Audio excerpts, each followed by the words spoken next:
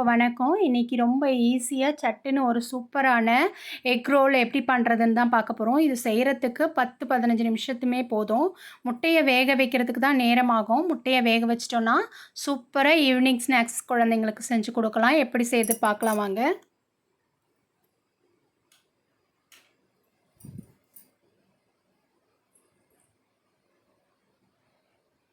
First நம்ம இத செய்றதுக்காக 1 cup அளவு கோதுமை மாவு, நான் மைதா மாவு எடுக்கல, கோதுமை மாவு தான் எடுத்திருக்கேன்.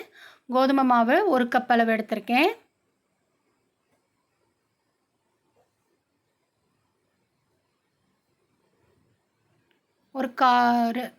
ஒரு 3 சிட்டிகை அளவு உப்பு சேர்த்துக்கலாம். அதிகமா சேர்த்துறாதீங்க. 1 ஸ்பூன் நெய் விட்டுக்கோங்க. இல்ல ஆயில் விட்டுக்கலாம், உங்க இஷ்டம்.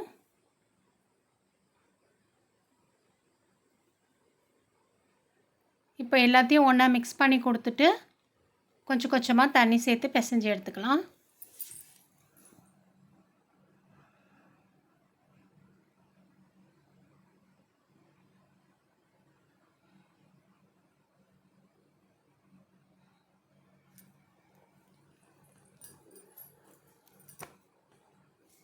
தண்ணி அதிகம் விட்டுறாதீங்க. மெதுவா கொஞ்சம் கொஞ்சமா நல்லா சப்பாத்தி மாவு பதத்துக்கு பிசைஞ்சு எடுத்துக்கலாம்.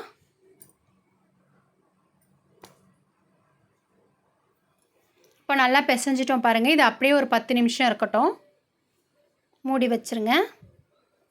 இப்போ நம்ம இதை செய்யறதுக்காக ஒரு 3 முட்டையை வேக வச்சு தோல் நீக்கி எடுத்து வச்சிருக்கேன் பாருங்க. இந்த மாதிரி தான் இருக்கும்.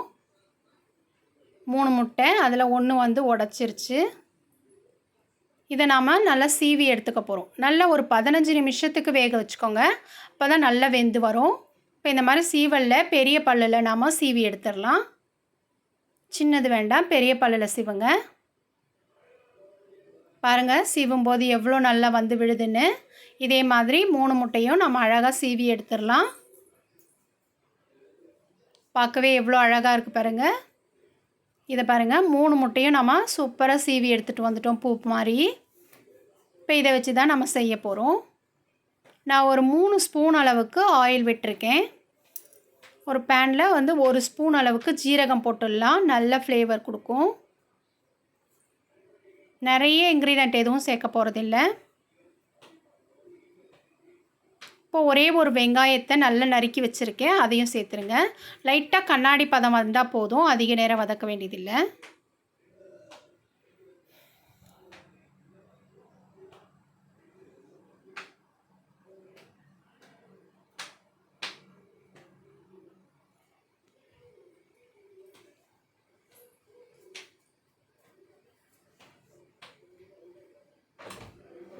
இப்போ நம்ம ஒரு 1/2 ஸ்பூன் அளவுக்கு உப்பு சேர்த்துடலாம்.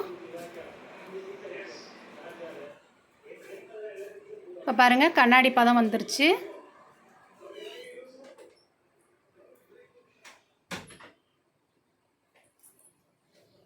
இப்போ நம்ம 1 ஸ்பூன் அளவு இஞ்சி பூண்டு பேஸ்ட்டு சேர்த்துருங்க. மஞ்சத்தூள் 2 சிட்டிகை சேர்த்துருங்க.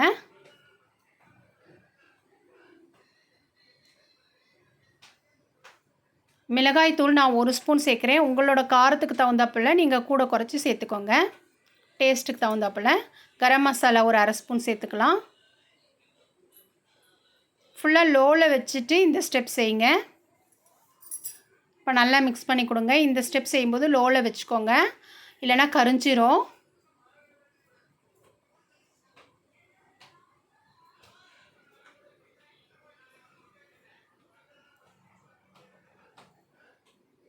இப்போ நம்ம சீவி வச்சுருந்த அந்த முட்டையும் இதில் சேர்த்துருங்க. மெதுவாக சேர்த்துட்டு மிக்ஸ் பண்ணி கொடுத்துருங்க. நம்ம வேக வச்சது தான் எல்லாமே, அதனால் ரொம்ப நேரம் மிக்ஸ் பண்ணணும்ல, 1 நிமிஷம் மிக்ஸ் பண்ணால் போதும். நல்ல காரம் எல்லா இடத்துலையும் பரவுனா போதும்.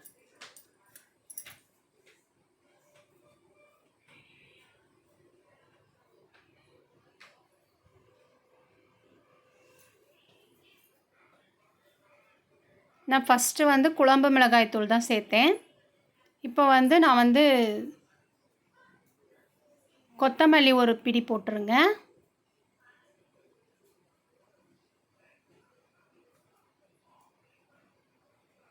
இப்போ ரெட் சில்லி பவுடர் சும்மா ஒரு 1/4 ஸ்பூன் சேர்த்துக்கலாம். கொஞ்சம் காரம் தூக்கலாக இருக்கும், அதனால தான் கலரும் கொடுக்கும். இப்போ நல்லா வதக்கியாச்சு. இதை வேறு பாத்திரத்துக்கு மாற்றிக்கலாம்.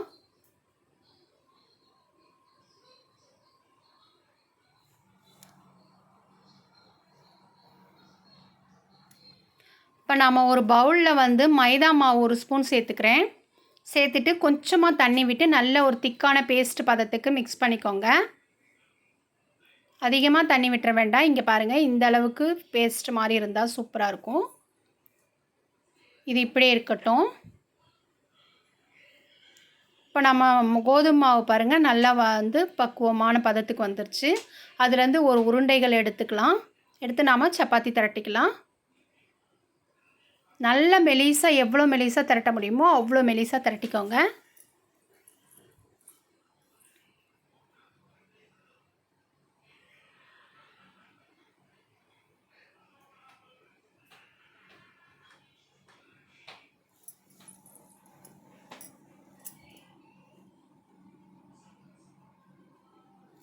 இப்போ நம்ம அந்த ஓரங்களெல்லாம் கட் பண்ணி எடுத்துகிட்டு வந்துடலாம்.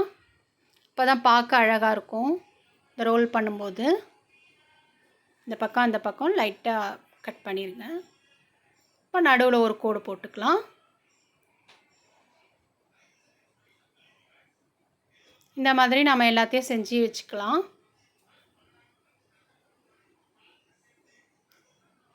இப்போ நான் ஸ்டஃபிங் வந்து கையில் நல்லா பிடிச்சி எடுத்துக்கலாம். எடுத்து வச்சு ரோல் பண்ணிக்கலாம்.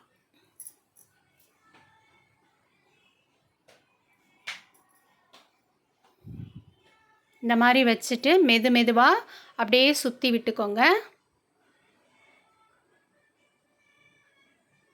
நல்ல ஒரு அழுத்தம் கொடுத்து மெதுவாக சுற்றிட்டு அந்த ஓரங்களில் அந்த மைதா மாவு பேஸ்ட்டு போட்டு தடவி விட்டுட்டு அப்படியே ஒட்டிக்கும். பாருங்கள், தடவின உடனே நல்லா ஒட்டிச்சு பாருங்கள். இப்போ நம்ம உள்ளேயும் அதே மாதிரியே பண்ணலாம். இந்த பக்கம் அந்த பக்கம் மைதா மாவு பேஸ்ட்டு போட்டு நல்லா அப்படியே அழுத்தி விட்டுருங்க. சூப்பராக ரெடி ஆயிரும். இதே மாதிரி நம்ம எல்லாத்தையுமே செஞ்சு எடுத்துகிட்டு வந்துடலாம். இப்போ பாருங்கள், நம்ம எல்லாத்தையும் செஞ்சு எடுத்துகிட்டு வந்துட்டோம். இப்போ நம்ம எண்ணெயில் போட்டு பொரிச்சிக்க வேண்டியது தான். எப்போவுமே ஒரே மாதிரி செய்யாமல் இந்த மாதிரி வித்தியாசமாக மாற்றி செய்யும்போது குழந்தைங்களும் என்ஜாய் பண்ணி சாப்பிடுவாங்க. செய்கிறதும் ரொம்ப ஈஸி தான். இப்போ எண்ணெய் நல்லா காஞ்ச உடனே நம்ம வந்து இந்த ஸ்டஃபிங் போட்டு எடுத்துடலாம். ரோல் பண்ணி வச்சுருக்கோம் இல்லையா, அதிகமாக தீ வச்சிட வேண்டாம், ஸ்லோவாகவே வச்சுக்கோங்க.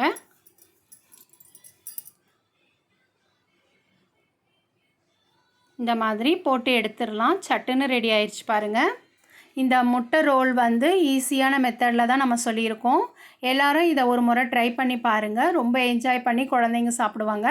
சாப்பிடவும் ரொம்ப டேஸ்ட்டாக இருக்கும். பாருங்கள் எவ்வளோ நல்லா இருக்குன்னுட்டு. இந்த ரெசிபியை எல்லோரும் ஒரு முறை ட்ரை பண்ணி பாருங்கள். விஜி கிரியேஷனை லைக் பண்ணுங்கள், ஷேர் பண்ணுங்கள், சப்ஸ்கிரைப் பண்ணுங்கள். அடுத்த வீடியோவில் பார்க்கலாம். தேங்க்யூ.